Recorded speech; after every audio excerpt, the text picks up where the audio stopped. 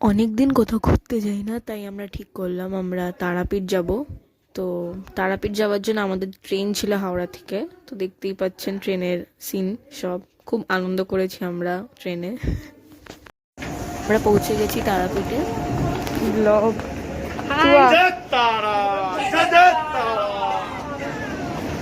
টোটো নিয়ে স্টেশন থেকে হোটেলে এলাম। তো আমরা হোটেলে চলে এই নো বাংলা না ক্যানাডা, আমরা বাঙালি বাংলা দেবজানি দেব।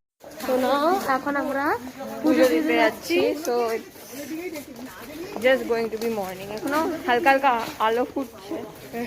তো কেমন লাগছে রিমো? খুবই এক্সাইটিং লাগছে। কটা বাজে টাইমটা দেখা? টাইম দেখিয়ে দেবো, দেখিয়ে দেবো। দেখিয়ে দেবেন? ও শুনুন, এখন আমরা সারা রাত ঘুমাইনি, আমাদের ব্রেনের রেস্ট দরকার।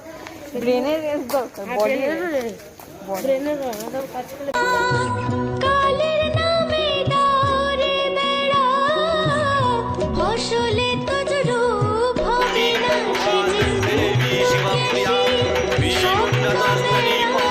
তার কাছেতে জম ঘেঁষি না মন রে কৃষিকাজ জানো না মন রে কৃষি। কেমন লাগলো আজকে তারাপীঠে পুজো দিয়ে? খুব ভালোভাবে পুজো দিয়েছি।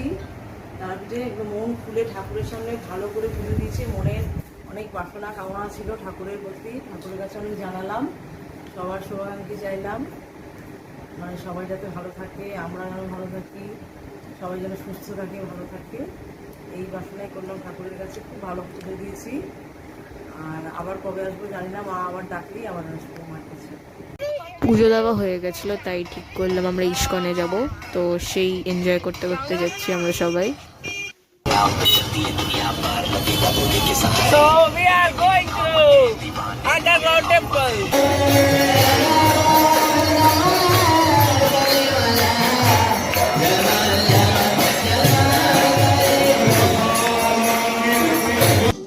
হোটেলে আসার পর আমাদের ভাই বোনের কিছু পাগলামি। পরের দিন দুপুরে লাঞ্চ করেই আমরা তারাপীঠ ছেড়ে চলে এলাম আবার কলকাতায়। তো খুব মিস করবো, জানি না আবার নেক্সট টাইম কবে যাব, কিন্তু খুব ভালো কাটালাম।